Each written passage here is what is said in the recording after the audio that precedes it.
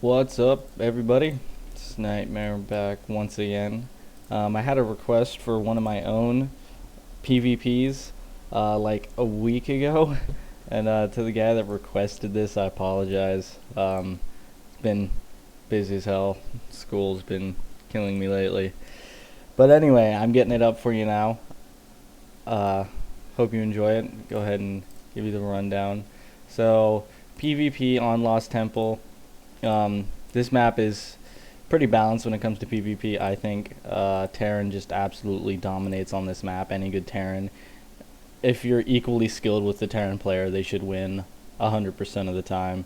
Just because of the only thing that you can actually get up here with, if they siege tank up and they can raid down shells, is with a dropship or a Colossi. And either or, don't if they do a rush up there, then it's just game over. I just hate PvT on this map. Sorry, I know it's off subject.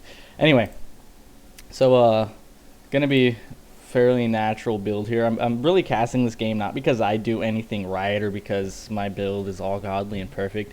I'm actually really gonna be showing you what you should not do in a PvP. That's what Mr. Roboto over here does.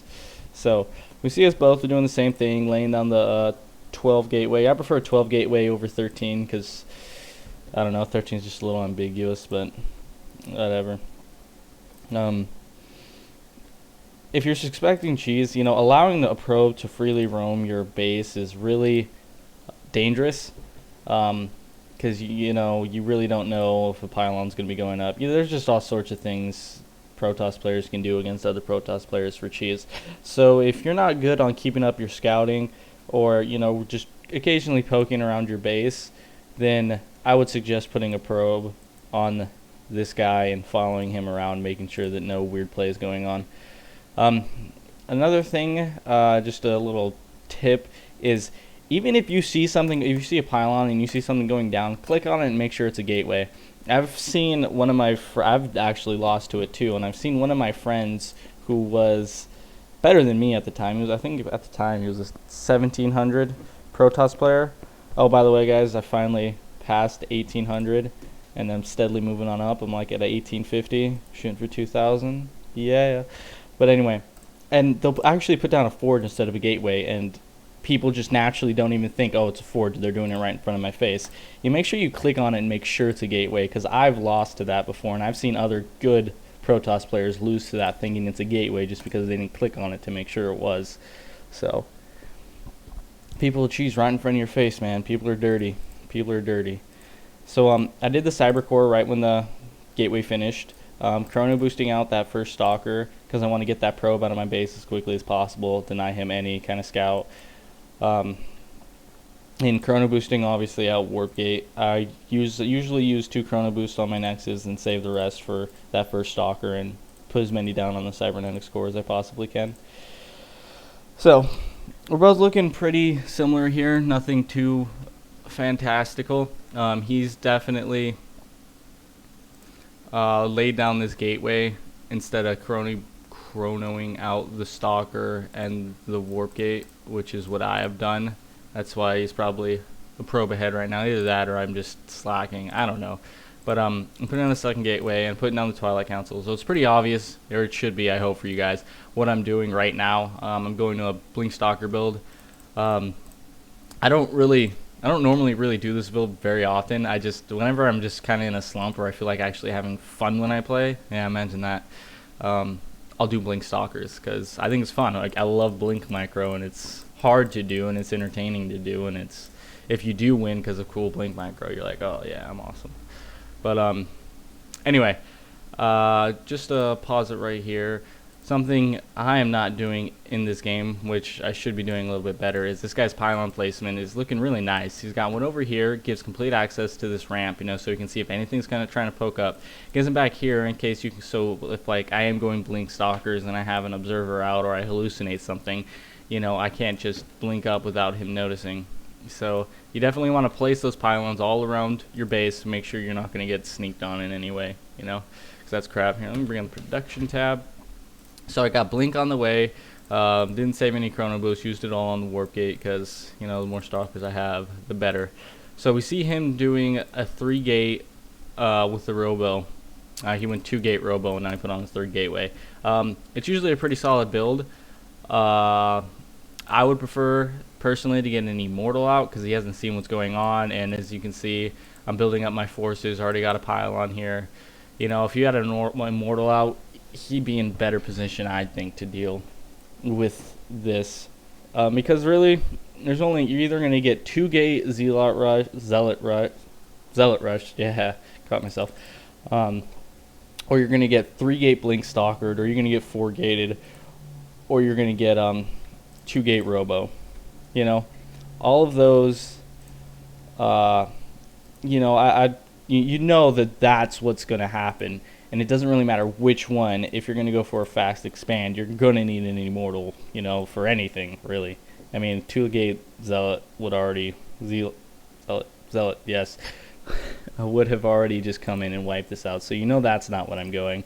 So right now I'm either going 2-gate or 4-gate is the only thing he has to worry about. Because if I'm going Robo Bay, he knows I'm not going to be putting any pressure on him anytime soon. So I definitely would have. I personally prefer to get the Immortal out, Chrono it out, and just for that extra, because it's not worth losing a game because you decided to go for an Observer, you know. So anyway, here's what you should not do. You should not, if you're going a Robo build, you should not expand until you have a Colossi out. I mean, it's just plain and simple. I've done this. I've realized this after time and time again of testing it and playing with it, doing a 2-gate Robo into an expansion. You know, I'll build, even if I build the Immortal first, it's still not enough. You should, if you're doing this, wait until you get the Colossi out. And even if you're not, when you do get 2 Colossi out, expand and push, like, because if they do anything weird or tricky, usually those 2 Colossi, if you have the upgraded range, will be enough to end the game right there. So, and this goes out for all you guys. If you go 2-gate Robo and they go 2-gate Robo, if you go 3-gate Robo and they go 3-gate Robo, whatever it may be, if you see they're expanding before they have their Colossi out, Chrono out 2 Colossi and push. You'll win the game, plain and simple. You'll win, trust me. That you can't expand if you're doing a Robo build until you have Colossi, unless you got some really intense micro, pretty much. So as you, I mean, you can just see the force is just gonna be dominating this. So that's my 3-gate. Well, I put down a 4th gate because I just want to try and end it right now. I know he's super far ahead in the tech structure. I know there should be an Immortal, Colossi, whatever it may be, coming out soon, and I know I just need to kind of push and end this. I'm not going to have enough time to tech up and expand to keep up with him in the tech path. So I'm just trying to get up, and here, there's a blink. There's a fail blink with all those. Like, that was just awful. Focusing, firing the Immortal, getting it out of the way. And now the game's pretty much over. And there's my failed gateway. So what you guys should take from this is, if you're doing a 2-gate, 3-gate, if you're doing any kind of early Robo build, don't expand until you have a Colossi out.